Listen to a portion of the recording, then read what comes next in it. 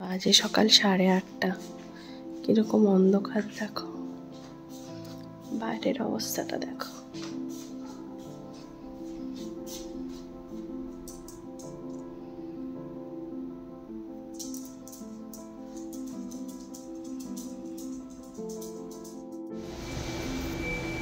হচ্ছে অবস্থা।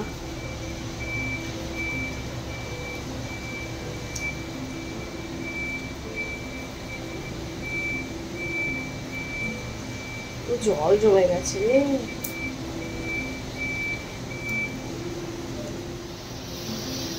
কিছু দেখা যাচ্ছে না।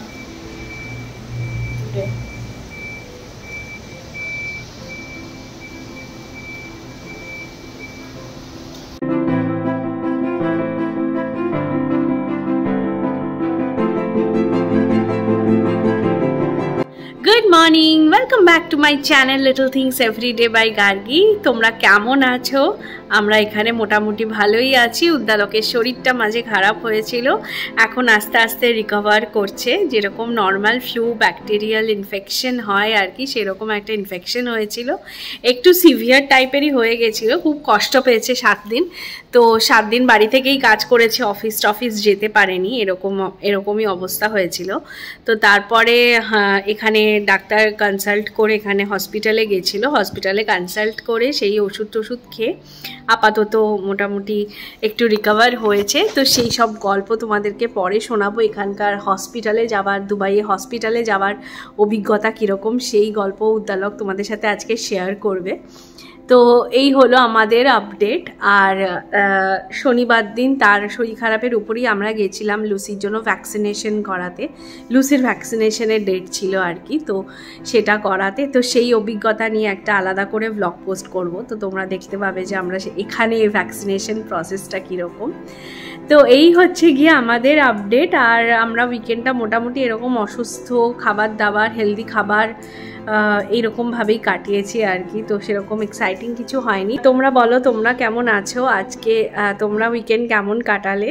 আর এখন তো ভ্যালেন্টাইন্স উইক চলছে, তোমরা তোমাদের নিজেদের ভ্যালেন্টাইন্সদের কীভাবে সারপ্রাইজ করছো সেগুলো ডেফিনেটলি জানাও আমাকে কমেন্ট সেকশনে কমেন্ট করে।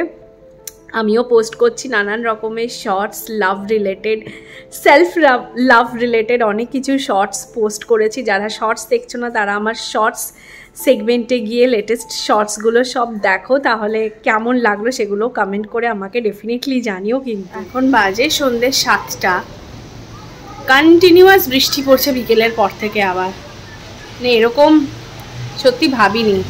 এইখানে অবশ্য ক্লাউড সিডিং হয়, মানে এর দিনটা অদ্ভুত পুরো, মানে এখন মনে হচ্ছে পুরো আমাদের দেশেই আছি আর কি, মানে দুবাইতে না, এমন সারাদিন বৃষ্টি হচ্ছে। ওই দেখো ওইখানে লাইটের ইয়েতে বোঝা যাচ্ছে।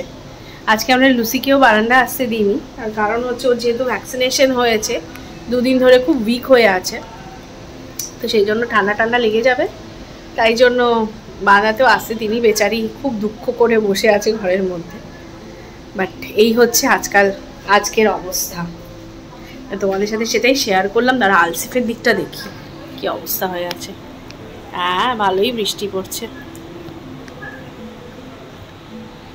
এই হচ্ছে অবস্থা।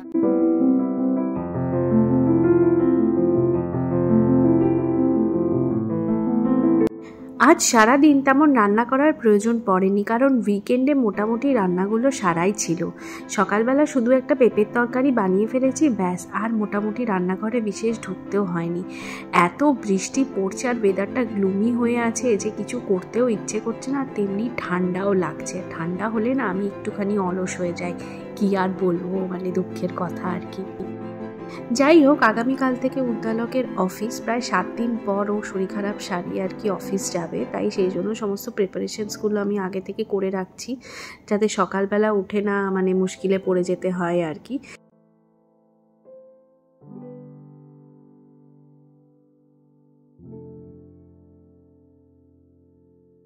গুড ইভিনিং, এখন বাজে হচ্ছে সন্ধে 7টা মতন। আজকে তো সোমবার, আজকে উদ্দালক অফিস যায়নি, তার কারণ হচ্ছে গিয়ে যেহেতু অসুস্থ ছিল, আর 2 দিনের যেহেতু রেনফল অ্যালার্ট আছে এখানে, তো সেই কারণে আজকে আর ওকে বাইরে মানে আমি মানা করলাম আর কি অফিস যেতে না, যেহেতু ঠান্ডা লেগে যেতে পারে আর যেহেতু একটা ব্যাকটেরিয়াল ইনফেকশন হয়েছে সেই কারণে। তো সেই জন্য বাড়িতেই ছিল সারাদিন। আর এত বৃষ্টি আর এত একটা গ্লুমি ওয়েদার, তো আজকে কারোরই আর কিছু করতে ইচ্ছা করেনি আর কি, মানে আজকে আমরা বেশি শ্যুটও করিনি। আর কালকেও রান্নাবান্না সব করাই ছিল, সকালবেলা উঠে শুধু পেঁপের তরকারি রান্না করেছি আর ব্যাস ওটা দিয়েই হয়ে যাবে। আর এখন একটু মেটে রান্না করব, চিকেনের মেটে, সেটা উদ্দালকের জন্য আর কি, আজকে করলেও 2 দিন হয়ে যাবে। আর মেটের রেসিপিটা আজকে শ্যুটও করছি, তো আমি পেটুক বলছি চ্যানেলে ওখানে পেয়ে যাবে তোমরা।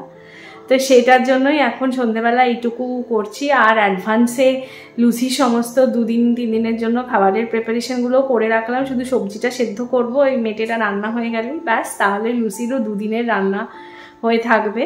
আর কালকে মঙ্গলবার, কালকে একটুখানি ইচ্ছা আছে একটা নতুন কিছু করার আর কি ব্লগের জন্য, আমার এই ব্লগের লিটল থিংস এভরিডে বাই গার্গির ব্লগের জন্য একটা নতুন কিছু করার ইচ্ছা আছে। তো সেই কারণে কালকের দিনটা আমি একটু ফ্রি থাকতে চাইছি, তো দেখা যাক সেটা কতটা কি করতে পারি, থাকতে পারি, সেটা ডিপেন্ড করছে আজকে কতটা আমি কাজ এগিয়ে নিয়ে যেতে পারি সেটার উপরে।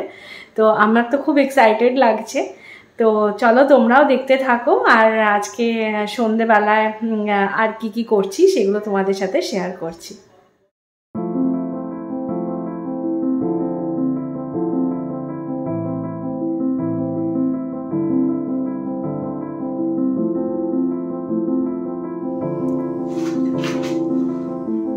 অনেকক্ষণ ধরে ফুল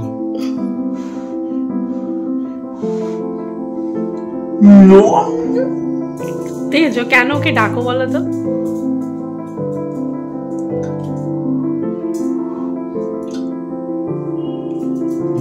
কেমন হয়েছে? এই যে পরে খেলবে, কাল থেকে তুমি ব্যস্ত হয়ে যাবে, আজকে আবার কয়েকটা প্রশ্নের উত্তর দাও।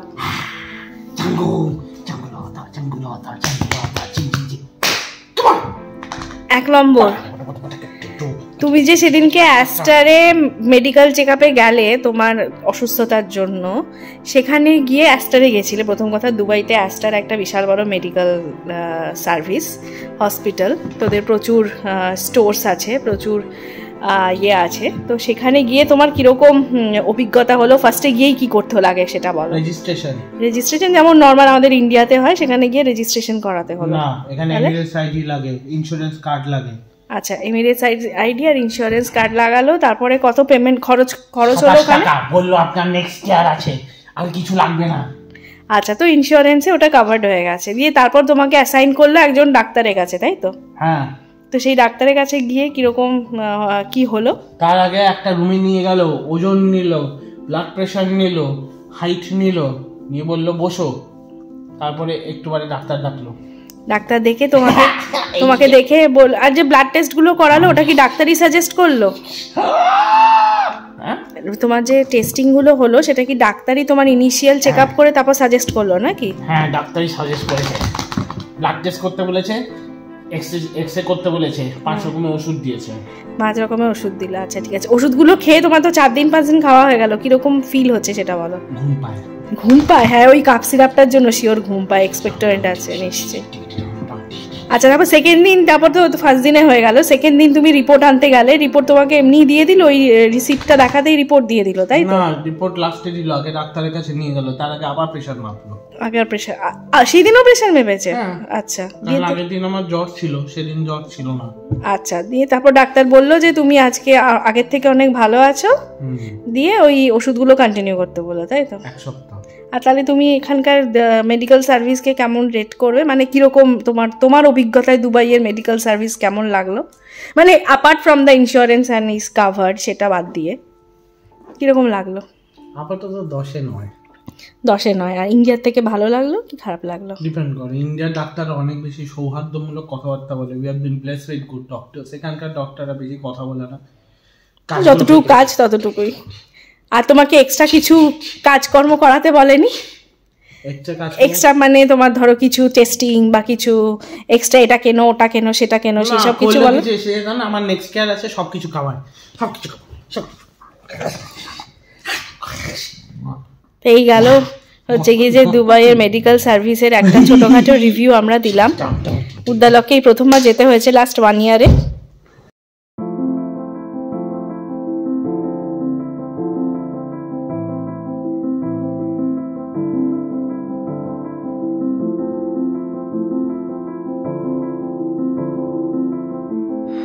আজকের মতন ব্লগটা এখানেই শেষ করছি। সবাই ভালো থেকো, সুস্থ থেকো, আর যারা যারা এখনো পর্যন্ত সাবস্ক্রাইব করনি তারা ঝটপট সাবস্ক্রাইব করে আমার চ্যানেলের সাথে থাকো। আবার ফিরে আসবো একটা নতুন দিনে একটা নতুন ব্লগ নিয়ে। ততক্ষণের জন্য বাই বাই।